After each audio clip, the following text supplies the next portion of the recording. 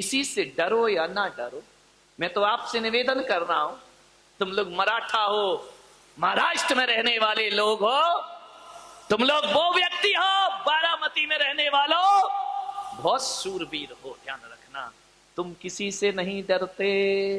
वो तो मेरी किस्मत है कि थोड़ा बहुत तुम लिहाज कर लेते हो, नहीं तो किसी से डरने वाले हैं महाराजा शिवाजी छत्रपति के वंशज लोग। विचार कर, आप किसी से नहीं डरते हैं, लेकिन मैं आपसे निवेदन करूंगा एक संत होने के नाते मत डरो किसी से, भगवान से भी मत डरना। उलक सागर की तो क्या औकात, मैं कह रहा हूं कि भगवान से भी मत डरना, मां बाप से भी मत डरना, बड़े भाई से भी मत डरना, समाज से भी मत डरना। लेकिन मैं आपसे एक निवेदन करता हूं कि समाज से, भाई से, परिवार से, बड़े बुजुर्गों से, गुरु से भी मत डरो। नहीं डरना तो मत डरिए, निर्भीक होकर जिए।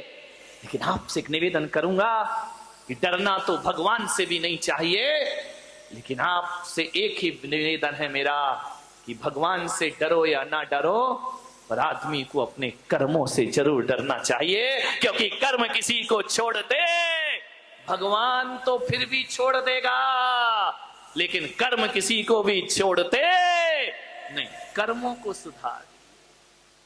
कबीरा जब हम पैदा हुए जग हंसे हम रोए, वैसी करनी कर चलो हम हंसे जग रोए। ध्यान रख, कर्मों को सुधारिए, करनी सुधार लो, कर्म सुधर गया जन्म सुधर गया।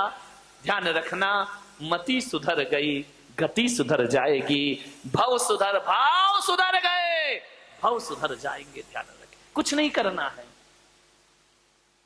सोचना है आपको, धृतराष्ट्र को 100 बच्चों की लाश पे आंसू बहाना पड़े। ये कैसी जिंदगी है हमारी, अपना पेट भरने के लिए किसी का पेट फाड़ देना, ये इंसानियत हुआ करती है।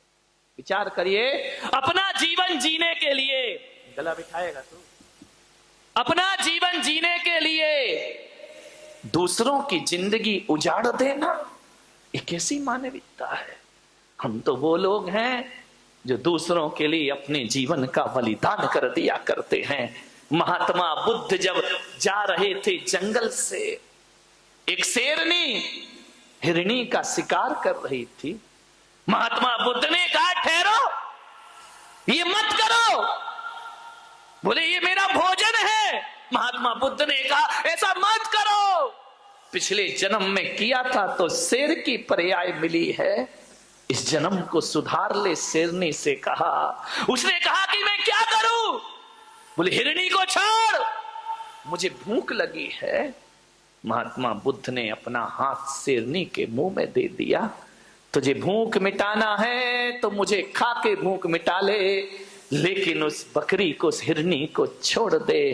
कहते हैं जैसे ही महात्मा बुद्ध ने अपना हाथ शेरनी के मुंह में दिया, शेरनी मुंह फेर लिया करती है कि मैं हिंदुस्तान की और पशुओं की संस्कृति जानती हूं, हम साधुओं का भक्षण नहीं किया करते हैं। ध्यान रखिए, एक जानवर में इतनी अकल होती है, एक पूंछ वाला इतना समझदार है, तो मूंछ वाले को क्या हो गया है। ध्यान रखिए, इसको अकल ही नहीं आती है, पूंछ वाला सुधर रहा है।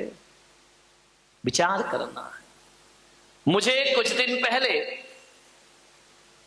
कुरान मजीद भेंट की गई इस बारामती में, मैंने उसका पहला पेज पढ़ा और उसी में एक शब्द आया जो मेरे भीतर को आंदोलित कर गया।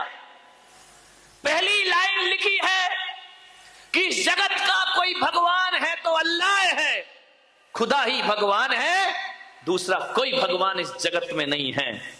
मैंने पढ़ा, क्या आपत्ति इसमें, अपने को कोई आपत्ति नहीं, लेकिन आगे की लाइन लिखी कि अल्लाह सब पे रहम करता है।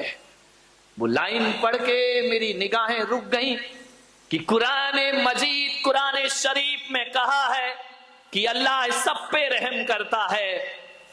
कुरान की किसी भी आयत में ये नहीं लिखा, आयतों में, कि कुरान अल्लाह केवल मुसलमान पे रहम करता है, ये कहीं नहीं कहा। उसमें तो ये लिखा अल्लाह सब पे रहम करता है, खुदा सब पे रहम करता है, सब पे दया करता है, केवल मुसलमान पे दया करता है। ये तो कुरान की किन्हीं भी आयतों में नहीं लिखा हुआ है, ध्यान रखिए। मैंने पूरा पढ़ते गया।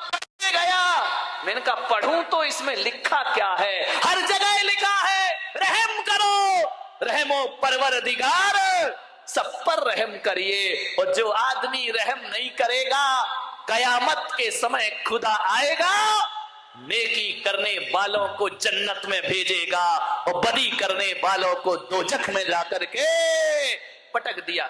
जब सब पे रहम लिखा है अल्लाह का, तो पशुओं पे रहम क्यों नहीं मेरे भाई?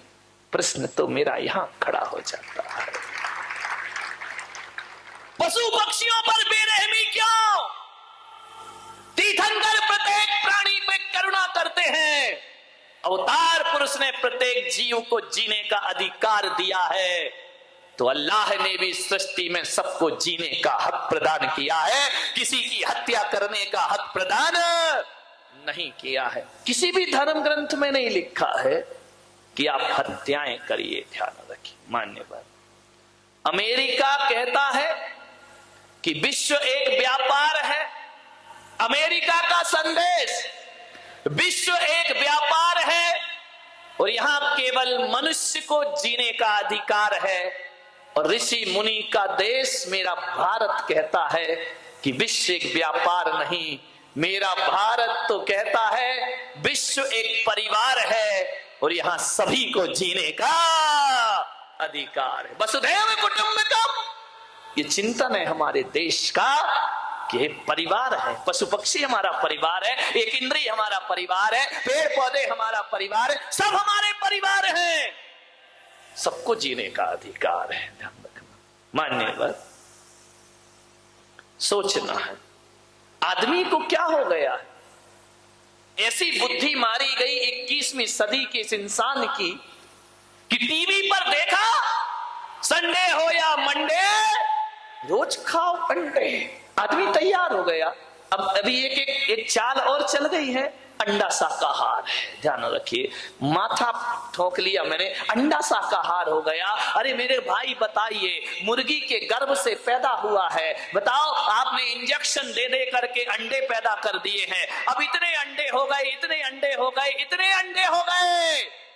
जितनी पैदावार है उतनी खपत नहीं है अंडों की, लोग उतना खरीद नहीं रहे हैं।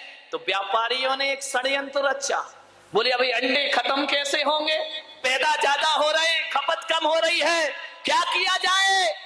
तो ध्यान रखना, व्यापारियों ने एक षड्यंत्र रचा कि अंडे को शाकाहार घोषित कर दिया जाए ताकि शाकाहारी कौम भी इसके गिरफ्त में आ जाए। ध्यान रखना है आपको, अंडा कभी शाकाहार नहीं हो सकता है। हाँ, मैं उस दिन शाकाहार मान लूंगा जब अंडा किसी पेड़ पर लटका हुआ दिखाई देगा, तो मैं कहूंगा अंडा बचाइए अपने बच्चों को। टीवी पर ऐसे विज्ञापन आते हैं, मैं तो कहता हूं संडे हो या मंडे कभी ना खाओ अंडे। ध्यान रखना, स्वर्गों में संडे मंडे नहीं होते। ध्यान रखना, स्वर्गों में संडे मंडे नहीं होते, मुनियों के साथ गुंडे नहीं होते, अहिंसा के हाथ में डंडे नहीं होते और शाकाहारी की थाली में अंडे नहीं होते। ध्यान रखिए, शाकाहार उत्तम।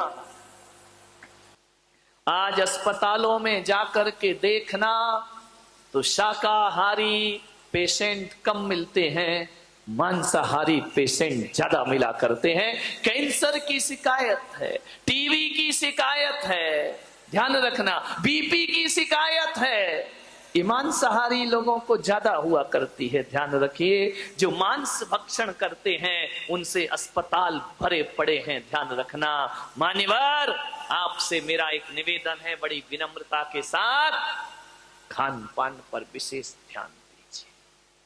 क्या खाना, कब खाना, कैसा खाना, कितना खाना, ये भोजन के लिए विचार करना है। क्या खाना, कब खाना, कैसा खाना और कितना। पशु को डालते जाओ डालते जाओ डालते जाओ, वो मना ही नहीं करता है, खाते जाता है खाते जाता है। पशु के पास तो इतना भी विवेक नहीं है, उसे प्यास लगती है तो नाली का पानी पी लिया करता है, उसे प्यास लगती है गटर का पानी पी लिया करता है। लेकिन मनुष्य को प्यास लगती है, प्यासा मर जाएगा लेकिन नाली और गटर का पानी पीने को तैयार नहीं हो। मनुष्य विवेकवान है, मनुष्य ज्ञानी है, जानवर अज्ञानी है, वो कुछ भी खा सकता है। आदमी के साथ ऐसा नहीं है। क्या खाना और क्या नहीं खाना, ये विवेक जागृत करो। प्रकृति ने तुम्हें शाकाहारी बनाकर भेजा है, मांसाहारी नहीं बनाया है। प्रकृति का नियम है, जो जैसा होता है उसे वैसा बना के भेजते हैं। जो मांसाहारी होते हैं उनके आगे के 4 दांत बड़े नुकीले हुआ करते हैं। अपने देखना, देखो घर जाके कैसे हैं दांत, शाकाहारियों जैसे हैं या मांसाहारियों जैसे हैं। मांसाहारी प्राणी जब पानी पीता है तो जीभ से चाट के पीता है, और शाकाहारी होता है वह चाट कर पानी नहीं